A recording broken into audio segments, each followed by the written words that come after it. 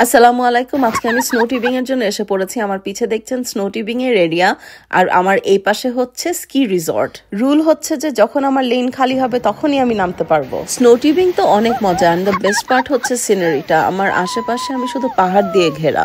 আজকের দিনটা অনেক সুন্দর, এক্সট্রিম ঠান্ডা না, তাই আমি এনজয় করতে পারছি আরো বেশি।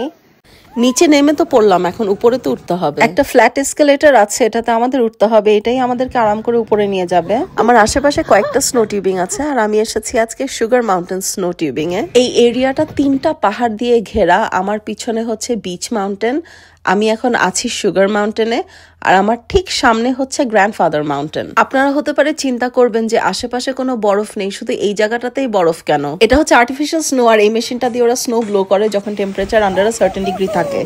আমি প্রতি বছর ফ্রেশ স্নোতে আসি, কিন্তু এই বছর ইচ্ছা করেই আসি নাই, কারণ ঠান্ডা তখন অনেক বেশি থাকে।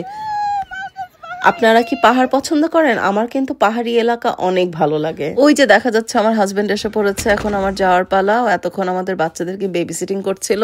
ভিডিওটি যদি ভালো লেগে থাকে চ্যানেলটি ফলো করে সঙ্গে থাকুন। বাই।